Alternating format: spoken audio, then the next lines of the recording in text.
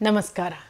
ಕಗ್ಗ ಮಾರ್ಗದಲ್ಲಿ ಮುಂದುವರಿತಾ ಇವತ್ತಿನ ಕಗ್ಗ ಮರಣದಿಂ ಮುಂದೇನು ಪ್ರೇತವೋ ಭೂತವೋ ಪರಲೋಕವೋ ಪುನರ್ಜನ್ಮವೋ ಅದೇನೋ ತಿರುಗಿ ಬಂದವರಿಲ್ಲ ವರದಿ ತಂದವರಿಲ್ಲ ಧರೆಯ ಬಾಳದರಿನೇ ಮಂಕುತಿಮ್ಮ.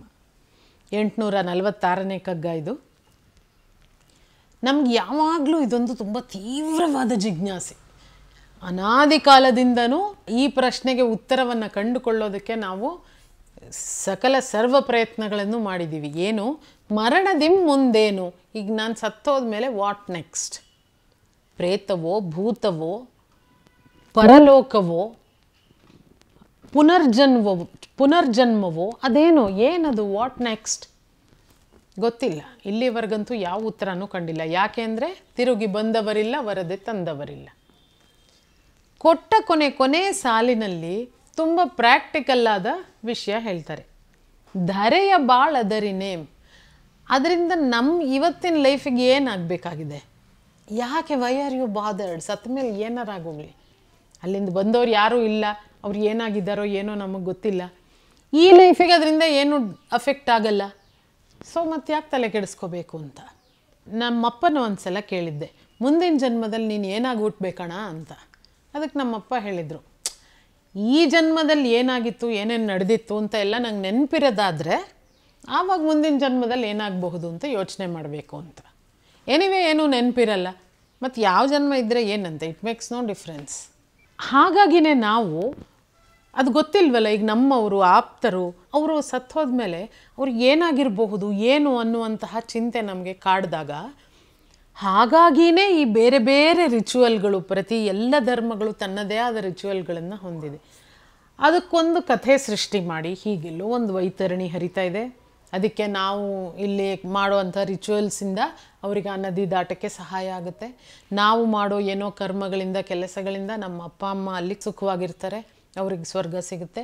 ಈ ಥರದ್ದು ಏನೋ ಒಂದನ್ನು ನಾವು ಬೆಳೆಸ್ಕೊಂಡಿದ್ದೀವಿ. ಅದರಿಂದ ಏನಾಗುತ್ತೆ, ಒಂದು ಮೆಂಟಲ್ ಕನ್ಕ್ಲೂಷನ್ ಸಿಗುತ್ತೆ ನಮಗೆ.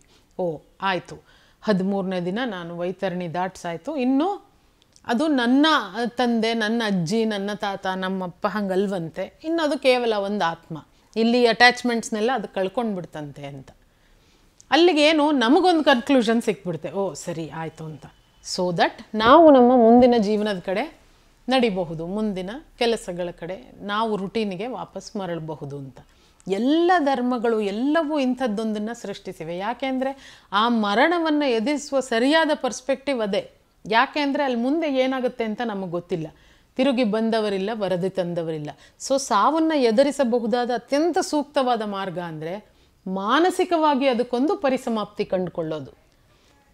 ಇಂಥವರು ನನ್ನವರು, ಅವರು ಒಳ್ಳೆಯವರಾಗಿದ್ದರು, ಇಂಥದ್ದು ಮಾಡಿದರು, ಹಾಗಾಗಿ ಅವ್ರಿಗೆ ಒಂದು ಒಳ್ಳೆ ಲೋಕ ಸಿಕ್ಕಿರುತ್ತೆ, ಅವ್ರಿಗೊಂದು ಒಳ್ಳೆ ಗತಿ ಸಿಕ್ಕಿರುತ್ತೆ ಅಂತ ನಾವು ಅಂದ್ಕೊಳ್ಳೋದು. ಅಥವಾ ಎಷ್ಟು ಕಾಡ್ದ ನನ್ನನ್ನು ಅವನು, ಅವನಿಗೆ ಹೀಗಾಗಿರುತ್ತೆ, ಅಲ್ಲಿ ನರಕದಲ್ಲಿರ್ತಾನೆ ಅವನು ಅಂದ್ಕೊಂಡ್ರೆ ನನಗಿಲ್ಲಿ ನೆಮ್ಮದಿ ಸಿಗೋದಾದರೆ ಎಲ್ಲಾದರೂ ಸೇರಿಸೋಣ ಅವ್ರನ್ನ.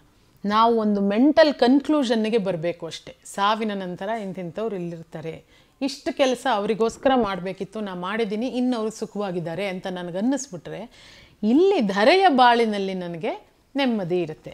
ಅವರಿಲ್ಲದ ವ್ಯಾಕ್ಯೂಮ್ನ ತುಂಬಿಕೊಳ್ಳೋದು ಕಷ್ಟ ಇರಬಹುದು, ಆದರೆ ಮಾನಸಿಕವಾಗಿ ಪ್ರಾಕ್ಟಿಕಲಿ ಅವರಿಲ್ಲ ಅನ್ನೋದನ್ನು ಅರ್ಥೈಸ್ಕೊಳ್ಳೋದಕ್ಕೆ, ಅವರಿಲ್ಲದ ಒಂದು ರುಟೀನ್ನ ನಾವು ಫಾರ್ಮ್ ಮಾಡ್ಕೊಳ್ಳೋಕ್ಕೆ ಅಂಥದ್ದೊಂದು ತೀರಾ ಅಗತ್ಯ. ಆ ರಿಚುವಲ್ಸು ಆ ಮಾನಸಿಕವಾದ ನೆಮ್ಮದಿಯನ್ನು ಪಡ್ಕೊಳ್ಳೋದಕ್ಕೆ ತುಂಬ ಸಹಾಯ ಮಾಡುತ್ತೆ. ಆದ್ದರಿಂದ ಮರಣದಿಂ ಮುಂದೇನು ಪ್ರೇತವೋ ಭೂತವೋ ಏನು ಬೇಕಾದರೂ ಆಗಿರಲಿ, ಧರೆಯ ಬಾಳ್ಗದರಿಂದೇಂ, ನಮಗೇನು ಆಗಬೇಕಾಗಿಲ್ಲ, ನಮಗಾಗಬೇಕಾಗಿಲ್ಲದರ ಬಗ್ಗೆ ನಾವು ತಲೆನೂ ಕೆಡಿಸ್ಕೋಬೇಕಾಗಿಲ್ಲ. ಮತ್ತೊಂದು ಕಗ್ಗದಲ್ಲಿ ಭೇಟಿಯಾಗ್ತೀನಿ. ನಮಸ್ಕಾರ. ಅನುಕ್ಷಣದ ಸುದ್ದಿಗಳಿಗಾಗಿ ವಿಸ್ತಾರ ನ್ಯೂಸ್ ಯೂಟ್ಯೂಬ್ ಚಾನೆಲ್ ಸಬ್ಸ್ಕ್ರೈಬ್ ಮಾಡಿ. ಹೊಸ ಸುದ್ದಿಗಳ ನೋಟಿಫಿಕೇಶನ್ಗಾಗಿ ಬೆಲ್ ಐಕಾನ್ ಕ್ಲಿಕ್ ಮಾಡಿ. ಲೇಟೆಸ್ಟ್ ಅಪ್ಡೇಟ್ಸ್ಗಾಗಿ www.vistaranews.com ವೆಬ್ಸೈಟ್ಗೆ ವಿಸಿಟ್ ಮಾಡಿ. ಅಂಗೈಯಲ್ಲೇ ಜಗತ್ತಿನ ಸುದ್ದಿ ತಿಳಿಯಲು ವಿಸ್ತಾರ ನ್ಯೂಸ್ ಕನ್ನಡ ಆಪ್ ಡೌನ್ಲೋಡ್ ಮಾಡಿ.